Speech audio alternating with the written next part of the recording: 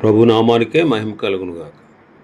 కూడి వచ్చిన మీ అందరికీ, కర్మిల ఆత్మీయ సహవాస సంఘ విశ్వాసులందరికీ మన ప్రభువును ఆయన ప్రియ కుమారుడునైన యేసుక్రీస్తు వారి శ్రేష్టమైన నామంలో శుభములు మరియు అందరికీ వదనాలు.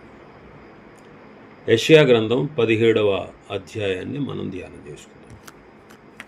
యెషయా గ్రంథం 17వ అధ్యాయం.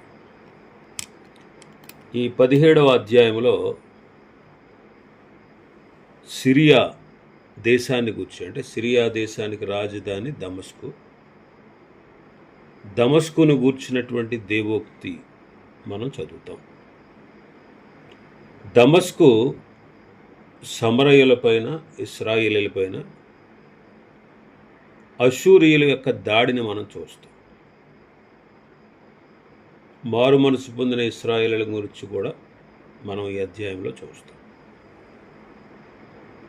భక్తిహీనంగా నడిచేవారి పంటలపై తెగుళ్ళు మనం చూస్తాం.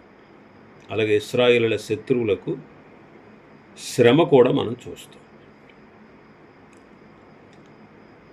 యోధా రాజు అయినటువంటి ఆహాజు రాజు పరిపాలన 4వ సంవత్సరంలో అష్షూరు రాజు తెగ్లత్పిలేసరు దమస్కును పట్టుకున్నాడు.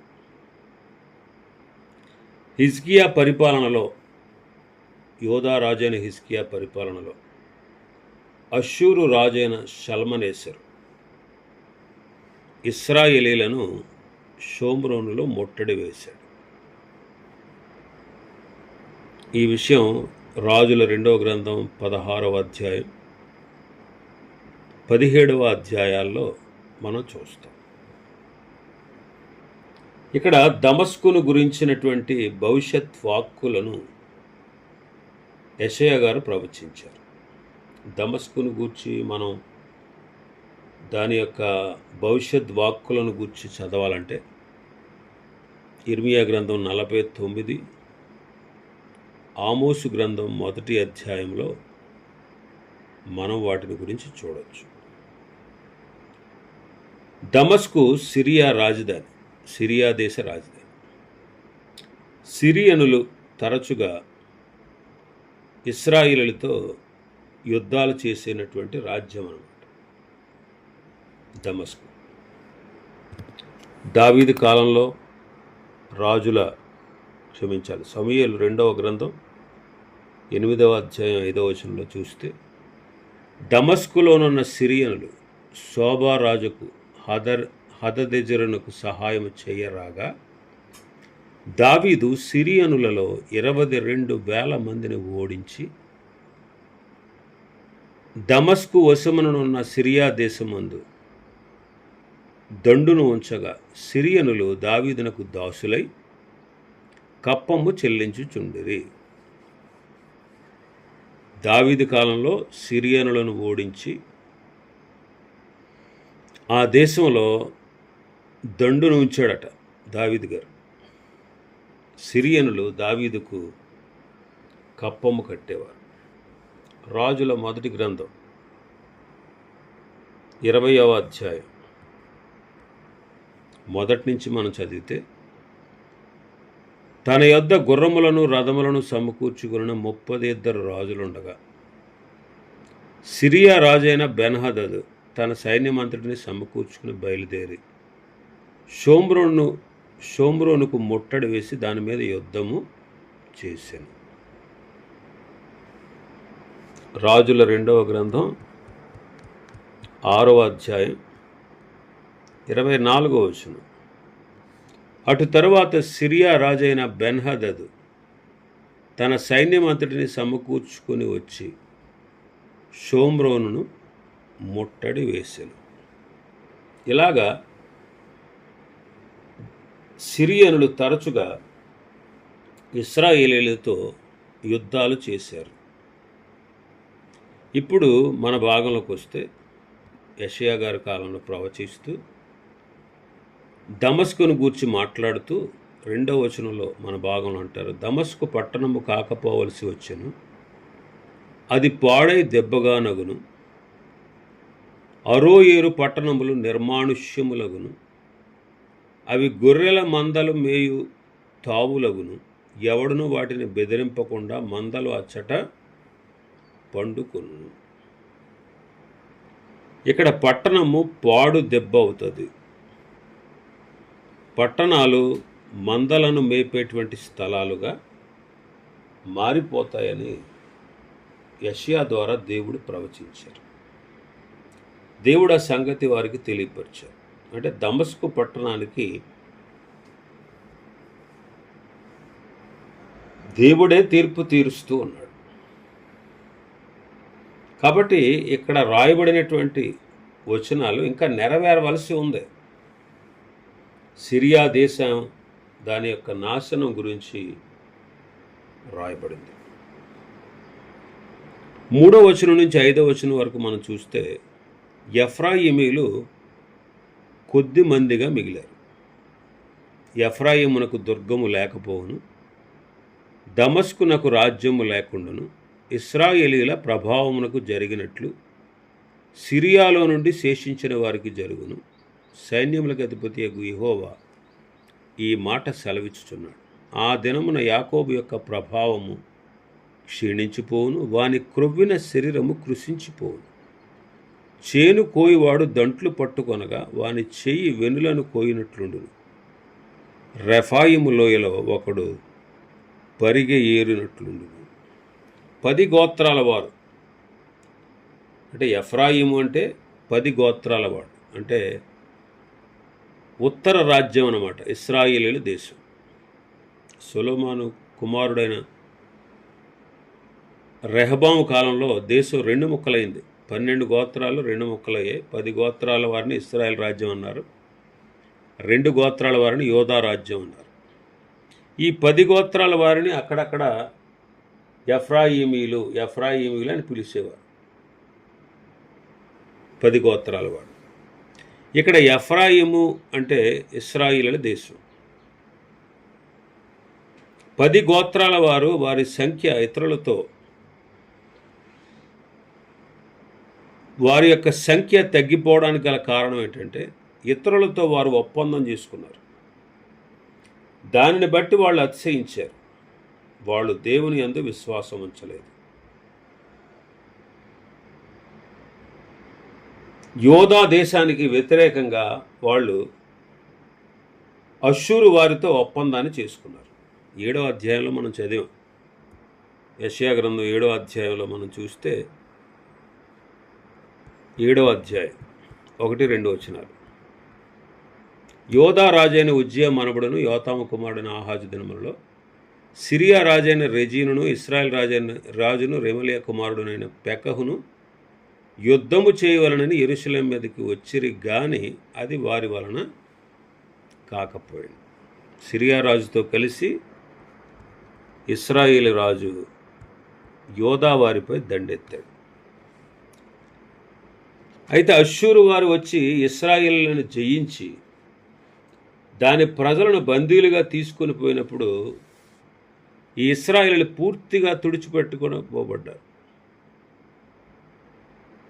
అందుకే 5వ వచనంలో అంటారు, అయినను ఒలీవ చెట్లు దులపగా పై కొమ్మ చివరను 2-3 పండ్లు మిగిలి ఉండునట్లు, ఫలభరితమైన చెట్టున వాలు కొమ్మల యందు 3-4 పండ్లు మిగిలి ఉండునట్లు దానిలో పరిగె పండ్లుండును అని ఇశ్రాయేలు దేవుడిని యెహోవా సెలవిచ్చుచున్నాడు.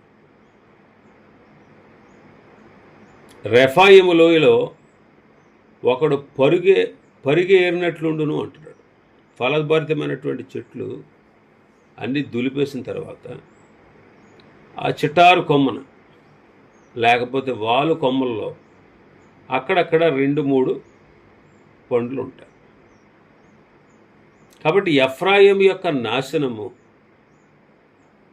ఇక్కడ రాయబడి ఉంది.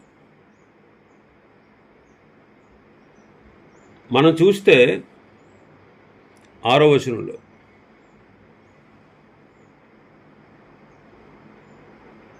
ఏడవ వచనం మనం చదివితే, ఆ దినమున వారు తమ చేతులు చేసిన బలిపీఠముల తట్టు చూడరు, దేవతా స్తంభమునైనను సూర్యదేవత ప్రతిమలనైనను తమ చేతులు చేసిన దేనినైనను లక్ష్యము చేయరు.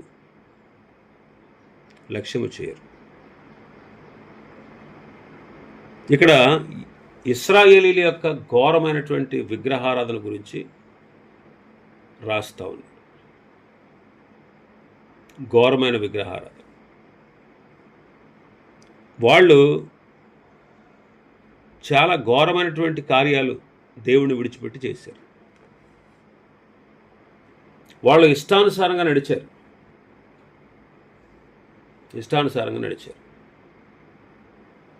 అయినా సరే వాళ్ళని పూర్తిగా తుడిచిపెట్టిన కొద్ది మందిని మాత్రం ఆయన మిగిలి ఉంచుతాడు అని చెప్పారు. 2-3 అంటే 2-3 పండ్లు ఉన్నట్టు, 3-4 పండ్లు ఉన్నట్టు వాళ్ళు మిగిలి ఉంటారు, శేషం ఉంటుంది అని చెప్పారు. ఎందుకనంటే వాళ్ళు ఎందుకు అలాగా పతనం అయిపోయారు, ఎందుకు అలా నాశనం అయిపోయారంటే విగ్రహారాధన. దేశమంతా కూడా విగ్రహాలతో నింపేశారు. అలాగే యోధా రాజ్యం వారు కూడా విగ్రహారాధనతో నింపేశారు. మనష్షే అనే రాజు ఏకంగా దేవుని మందిరములోనే విగ్రహారాధన స్టార్ట్ చేశాడు. మనష్షే హిజ్కియా కొడుకు. ఇలాంటి విగ్రహారాధనతో దేశమంతా నిండిపోయిందన్నమాట.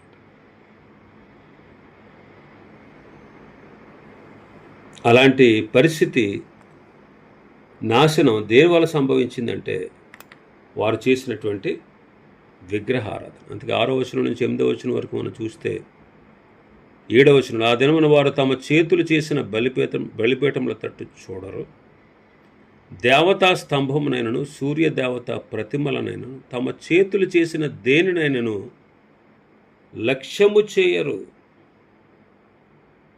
ఆ దినమున అని మనం చదువుతాం ఎక్కువగా. ఏ దినము అంటే దేవుడు వారిని శిక్షించు దినము.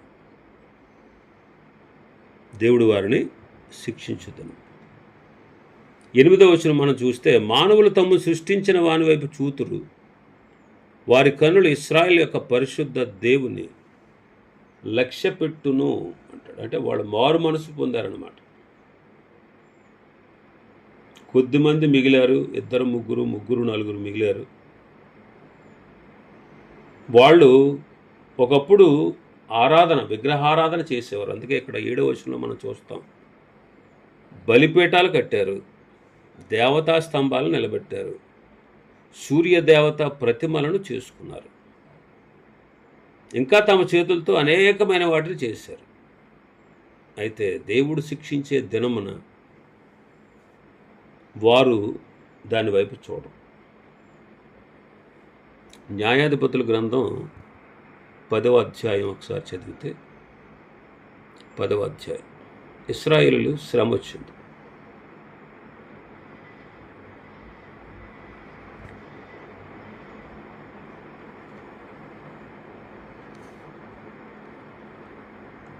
ఇశ్రాయేలీయులు దేవుని దృష్టికి మరలా దోషులయ్యారనే విషయాన్ని న్యాయాధిపతుల గ్రంథంలో తరచుగా చదువుతాం. ఫిలిస్తీన్ల చేతికి, అమ్మోనీయుల చేతికి వారిని అప్పగిస్తాడు. 10వ అధ్యాయంలో చూస్తాం. ఫిలిస్తీయులు, అమ్మోనీయులు వాళ్ళు 18 సంవత్సరాలు ఇశ్రాయేలుని చితగ్గొట్టారండి. పట్టుకుని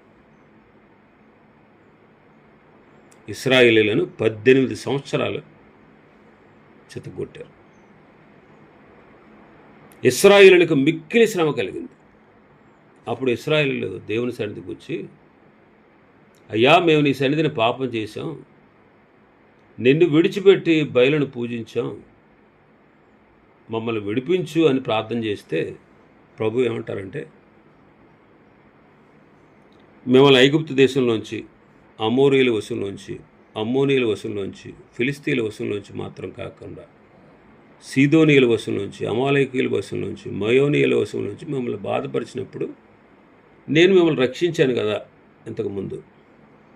అయితే మీరేమో నన్ను విడిచిపెట్టి అన్య దేవతలు పూజించారు. నేను ఎంతగా మీకు సహాయం చేసి మిమ్మల్ని అన్ని విషయాల్లో అందరి చేతుల నుంచి విడిపిస్తే మీరేమో నన్ను విడిచిపెట్టి అన్య దేవతలు పూజించారు. వెళ్ళిపోండి నా దగ్గర నుంచి, నేను మిమ్మల్ని రక్షించను. మీరు పోయి మీరు కోరుకున్నటువంటి దేవతలకు మొరపెట్టుకోండి. మీకు ఇప్పుడు శ్రమ వచ్చింది కదా, ఈ శ్రమ కాలంలో అవి మిమ్మల్ని రక్షిస్తాయేమో, పోండి నా దగ్గర నుంచి అని ప్రభు అంటారు. న్యాయాధిపతుల గ్రంథం 10వ అధ్యాయం అంతా మీరు చదవండి. 15-16 వచనాల్లో ఉన్న విషయాలు చెప్తున్నాను ఇప్పుడు. అప్పుడు ఇశ్రాయేలు వాళ్ళందరూ కూడా ఏమన్నారంటే, ప్రభువా మేము పాపం చేశాం, నీ దృష్టికి ఏది అనుకూలం దాని చొప్పున మాకు చేయి, దయచేసి మమ్మల్ని రక్షించు అని దేవుని సేవించాలని తమ మధ్యనున్నటువంటి అన్య దేవతలను తొలగించిన వెంటనే ఆయన ఆత్మ ఇశ్రాయేలుకు కలిగినటువంటి దురవస్థను చూచి సహింపలేకపోయింది అని మనం చదువుతాం. అంతగా దేవుడు వాళ్ళు మార్పు చెందిన వెంటనే వాళ్ళు తమ దేవతలను విడిచిపెట్టి మేము యెహోవాని సేవిస్తామని చెప్పి వారి మధ్యనున్న అన్ని దేవతలను తొలగించేటప్పటికల్లా దేవుని ఆత్మ వారికి కలిగిన దురవస్థను చూచి సహించలేక వారికి సహాయం చేశాడు. కాబట్టి మారు మనసు పొందారు వాళ్ళు. కాబట్టి ఇక్కడ కూడా సృష్టికర్త వైపు చూస్తారు వాళ్ళు. మనం చదివిన భాగంలో, మన భాగంలో వాళ్ళు ఇక మీదట తమ చేతులతో చేసిన వాటి తట్టు చూడరు. దేవతా స్తంభాల వైపు, సూర్యదేవత ప్రతిమల వైపు, తమ చేతులు చేసిన దేని వైపైన వారు చూడరు. తమను సృష్టించిన యెహోవా వైపు చూస్తారు. వారి కన్నులు ఇశ్రాయేలుల పరిశుద్ధ దేవుని వైపు లక్ష్య పెడతాయి. కాబట్టి ఆ రీతిగా మారు మనసు పొందారు కొంతమంది. ఇంకా మనం చదివితే 9వ వచనం నుంచి 11వ వచనం వరకు భక్తిహీనుల పంటపై తెగుళ్ళు మనం చూస్తాం. దేవుణ్ణి మరిచిన ఇశ్రాయేలుల పంటలపైన నాశనం. 9వ వచనం నుంచి, ఆ దినమున ఎఫ్రాయిముల బలమైన పట్టణములు ఇశ్రాయేలుల భయము చేత అడవిలోను కొండల శిఖరముల మీదను జనులు విడిచిపోయిన స్థలముల వలెగును. ఆ దేశము పాడైపోద్ది. ఎందుకని? నీ రక్షణకర్త అయినటువంటి దేవుని నువ్వు మర్చిపోయావు. నీ ఆశ్రయ దుర్గమైనటువంటి నీ దేవుణ్ణి నువ్వు జ్ఞాపకం చేసుకోలేదు. కానీ రమ్యమైన వనాలెన్నో నాటావు, ద్రాక్షావల్లులను నాటావు, దాని చుట్టూ కంచి వేశావు. అయితే ఇప్పుడు నాశనం అయిపోతుంది. దేవుడు వాళ్ళని సృష్టించాడు, వాళ్ళని నిర్మించాడు, కానీ ఇప్పుడు నాశనం చేస్తాడు. ఎందుకనంటే వాళ్ళ భక్తిహీనత.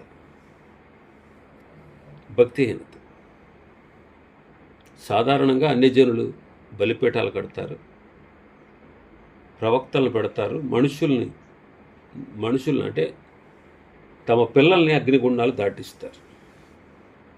అవి అన్యుల్లో ఉంటాయి. ప్రతిమలు, దేవతా స్తంభాలు, దేవతా పూజలు అన్యుల్లో ఉంటాయి.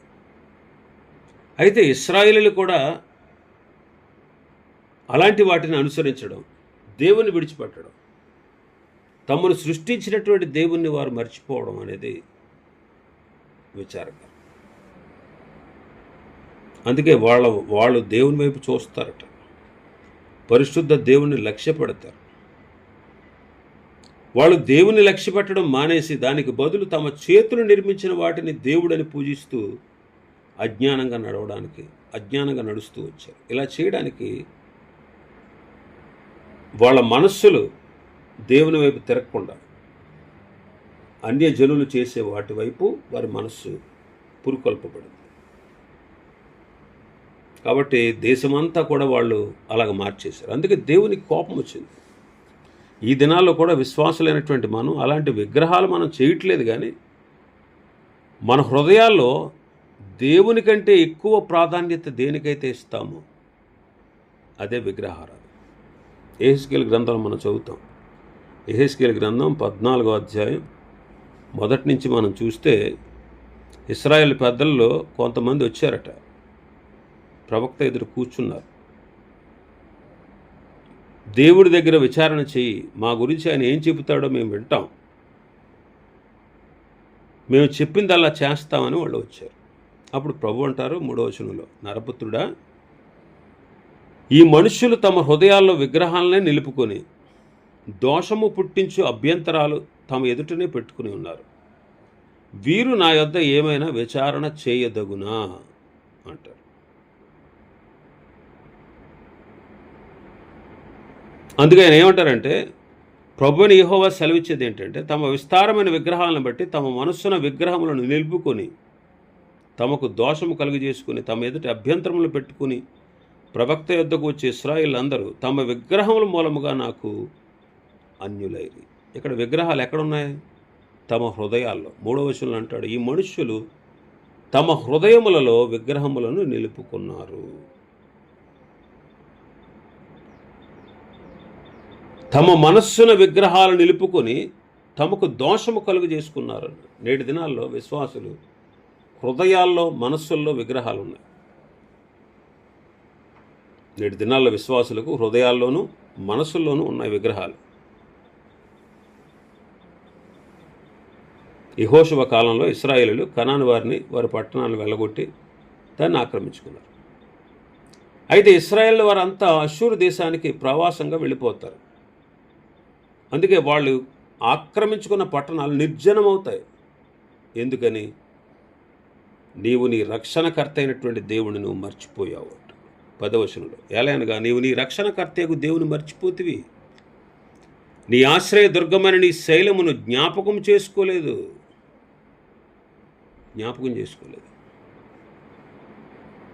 ఈనాడు మనల్ని కూడా దేవుడు జగత్తు పునాది వేయబడక మునిపే జ్ఞాపకం చేసుకుని క్రీస్తు యేసునందు ప్రేమతో దేవుడు మనల్ని తన కుమారులుగా స్వీకరించాడు. మరి ఇలాంటి ప్రేమ చూపించినటువంటి ఆ మహాదేవుణ్ణి మనం ఎంతగా జ్ఞాపకం చేసుకుని ఆరాధించాలి? దివారాత్రములు ఆయన ధ్యానిస్తూ, ఆయన స్తుతిస్తూ, ఆయన గణపరుస్తూ ఉన్నా ఆయన రుణం తీరదు కదా. మరి ఆ రీతిగా దేవుణ్ణి మనం ప్రేమించాలి, ఆయన అడుగు జాడల్లో మనం నడవాలి. కానీ ఇశ్రాయేలు అలా చేయలేదు. ఇంకా 12వ వచనం నుంచి 14వ వచనంలో మనం చూస్తే ఇశ్రాయేలు శత్రువులకు శ్రమ కలిగినట్టు మనం చూస్తాం. ఇది బహుశా అష్షూరు సైన్యం యోధా రాజ్యాన్ని ముట్టడించినప్పుడు యెరూషలేము దగ్గర హఠాత్తుగా పతనమైనటువంటి సందర్భాన్ని గూర్చిన వర్ణన ఇక్కడ రాయబడి ఉంది. ఇశ్రాయేలీలను దోచుకున్న శత్రువులను దేవుడు నాశనం చేస్తాడు. అన్యులు దేవుని ప్రజలపైకి లేచారు, కానీ వారు సంపూర్ణంగా నశించలేదు, కానీ శేషం మిగిలింది. అయితే అన్యులు దేవుని మీద, ఆయన రాజ్యాల మీద, ఆయన ప్రజల మీద దాడి చేస్తారు. అయితే జయించగలరా? జయించలేరు. అందుకే 13వ వచనంలో అంటాడు, జనములు విస్తార జనముల ఘోష వలె ఘోషించును. అయితే ఆయన వారిని బెదిరించును, వారు దూరముగా పారిపోదురు. కొండ మీది పొట్టు గాలికి ఎగిరిపోయినట్లు, తుఫాను ఎదుట గిరగిర తిరుగు కసువు ఎగిరిపోయినట్లు వారు తరమబడతారు అంటాడు. కొండ మీద ఉన్నటువంటి పొట్టు గాలికి ఎగిరిపోతున్నట్టు, కసువు గిరగిర తిరిగే కసువు తుఫాను ఎదుట ఎగిరిపోయినట్లు వారు తడుముబడతారు అంట. రాజుల 2వ గ్రంథం మనం చదివితే